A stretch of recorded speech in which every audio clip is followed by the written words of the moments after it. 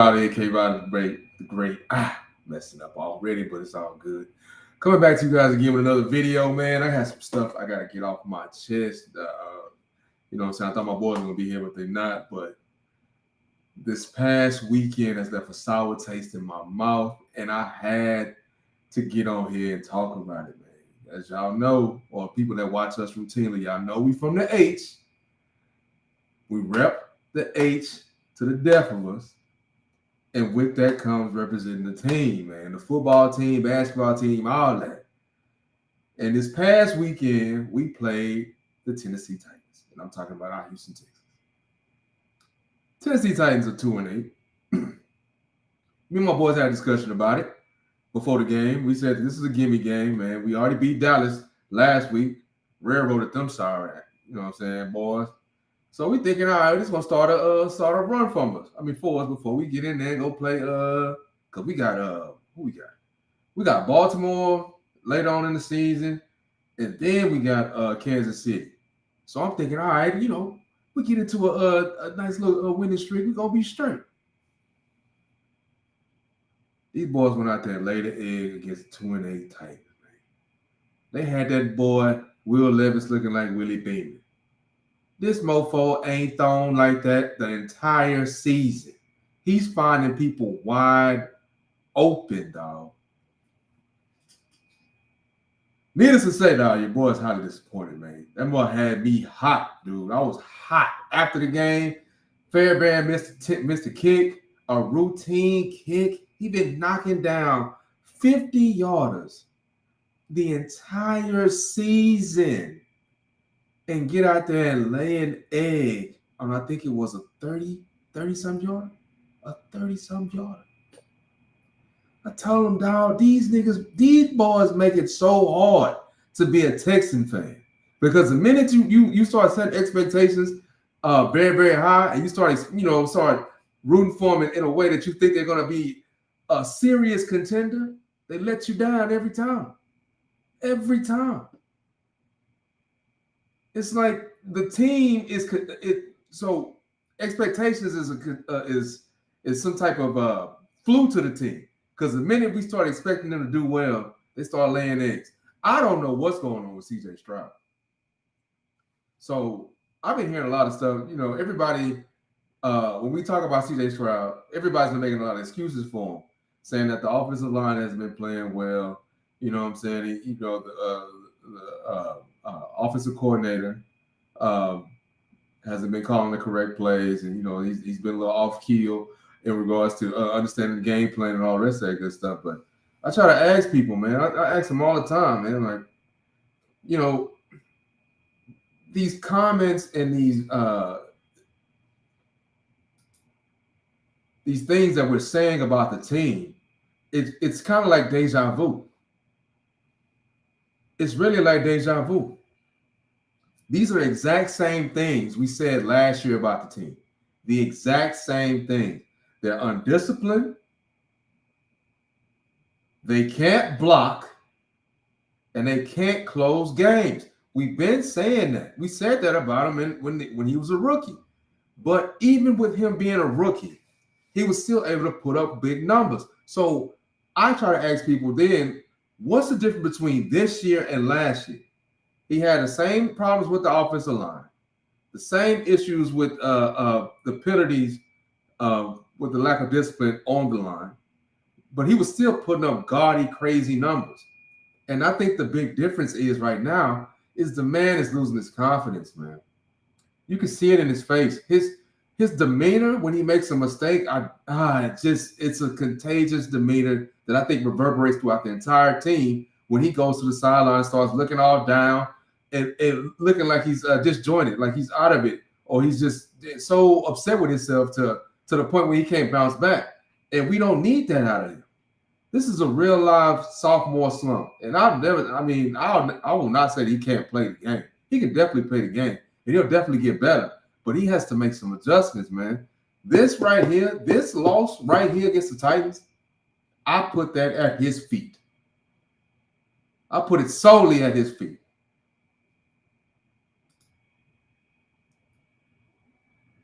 And there's pretty much nothing else I can say about that. It's at his feet. He has to be the one to play better. Of course, they couldn't run the ball. They couldn't run the ball against the Titans. I mean, the Titans has a really good defense. They have a really good run defense. That was to be expected. I think Slovic and them probably expected they wouldn't be able to run the ball effectively. However, that still didn't negate the fact that they could have won the game had it not been for it's just the discipline. The big thing is the discipline, man. It's like a broken record, man. This is the same shit we went through with the last regime. Jeez, man. Well, man, I can't even think of the guy's name. Our last coach.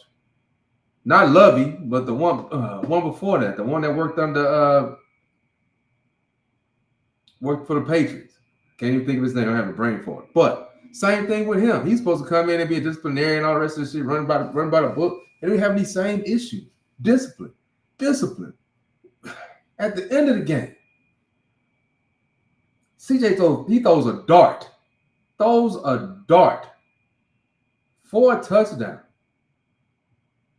And it gets called back because two guys went in motion at the same time. Like, what does that tell you, man? Like, what is that as a fan? What does that tell you?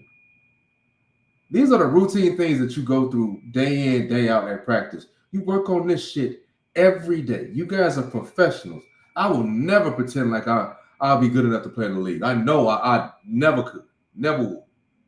But damn, when you there, man, you're supposed to do your job. Y'all go through these plays every day. And they always say that the game is a game of inches, man. It's a game of inches.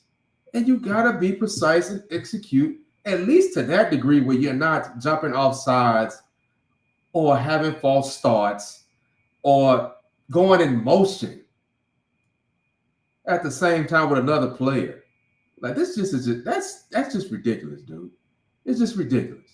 We're 7-5 now. We're a middle of the pack team.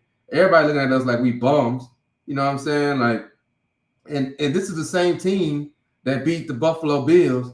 And now everybody's looking at the Buffalo Bills and Josh Allen like they the second coming.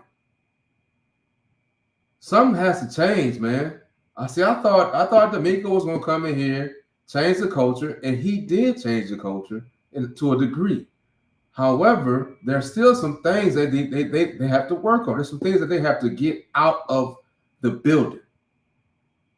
Some adjustments that need to be made in order for us to reach that milestone. We have been around since 2002. The Texans have been around since 2002. Have not sniffed a Super Bowl. Sniffed it. Haven't come close. Had the pieces in place a couple years. They lay an egg in the playoffs. We thought we had something with Deshaun Watson. He ended up, having a fetish for massages. Got to get rid of him. It's just so much stuff that happens to this team. It feel like it's like we're cursed, man. It's like we're cursed. We can't get nothing right. And then we see some promise last year. We bring in Daniel Hunter, man. Petrie's playing better. We drafted Lassiter. Lassiter has been a beast this year. You know what I'm saying? Alshear. He's been playing extremely well. We don't have Christian Harris this year. You know what I'm saying? He got hurt before, but we brought in some players that have really been contributing. You know what I'm saying? And we're not taking advantage of them. I mean, I know I think I heard in the press conference when they were talking to D'Amico Ryans about the game, he was saying that the defense didn't make enough plays for us to win the game. The defense had 8 sacks and a pick 6. What else you want them to do? You score on defense. If you score on defense, that should put your team at an advantage. Now it's time for your offense to come in and put it away. Put it away. CJ threw 2 ill-advised picks. The first pick, him and Mechie were just not on the same page. I don't know what the hell happened with that. They were not on the same page. Mechie was wide open. I don't know if he expected him to continue the route, which it kind of looked like. It kind of looked like he expected him to continue it, but it didn't work out that way. He ended up overthrowing him, and boom, boom, interception back on their side of the ball. I mean, on their side of the field. And those type of decisions make fans look. I mean, especially me, make it look like, man, dude, it's not that much time left in the half. Run the ball. I understand you want to put the ball in your best player's hand, but right now CJ is not playing like the best player on the offense. It's actually Nico Collins. He's the best player on the offense. But when it comes to those crunch time moments like that, where you just want to go in, on a positive note, you don't want to try to do too much. Just run the ball, run the clock out, and then get in halftime and work it out to where y'all can actually score in the second half. Because that's also been an issue. They have not been able to score nothing in the second half. What the hell is going on? There has been no consistency in the second half. It's like everybody's running around like a chicken with his head cut off. Nobody knows what's going on. There's no synergy between the team. No complementary football being played. I don't get it. I don't know that this is a tale of two halves. It's a tale of two halves, and it's been like that for a few weeks now. But a tale of two halves. Like the Lions, we could have beat the Lions. He threw 5 picks. He wanted to give us the game. Pumpkin watch. That's what they say on TV. Pumpkin watch. He wanted to give us the game. He wanted to. And we gave it right back to him. 5 picks. 5 picks. I think they have 3 sacks, something like that. 5 picks. You're supposed to put a team away. Something's going on in that locker room. They all need to look at themselves in the mirror, including our head coach, because this is getting ridiculous. And like I said before, I rock with D'Amico. D'Amico played here. I've been a fan of his since he was here. He was an excellent middle linebacker, man. He played the position the right way. He was a good linebacker at Alabama. He's been a good defensive coordinator. He did a pretty good job over there in San Francisco. But this is a different ball game. When you're the head guy, we know you like the defense. We know you over the defense, but as the head guy, you are over everything. So everything is happening on your watch. So when you got Laramie Thompson with 14 penalties, that's on your watch. That's on your watch. You got CJ Stroud running for his life. That's on your watch. He can't feel where the pressure is coming from, whether he step up or slide out. That's on your watch. Even though you're a defensive guy, that's on your watch. Your offensive coordinator is a second-year offensive coordinator. He's going through his growing pains too, man. And you can't call for his job this early. I wouldn't call for his job this early. I'm gonna be honest with you. I wouldn't call for it. Second-year guy, he's going through his growing pains, man. He's learning from his mistakes as well. I think him and CJ will have a solid connection moving forward. But they do have to go through this together to understand what they can do, what they can't do, what they should be do. Understand situational football, which is a big thing when it comes to the NFL. Situational football. What plays should I call at this time? What's working? How do I understand matchups? What do I want these people to do in this play? Who do I want to slide block? Slide protect? Where do I want it to go? These are all things that they're learning. And he's on the sideline too. So he's watching shit from the sideline. I don't know if it'd probably be better if he actually got in the booth so he can see and he can have a better view, bird's eye view from the top and check out whether the defenses are lining up, or you can see the 2 deep safeties, or whether the safety's coming up. Somebody's faking a blitz or moving up to hit the flats, like safeties or anything like that. He might want to get up there, but something definitely has to change, man. Something has to change. Something. I don't know what it is, something, because we don't want to feel like this no more.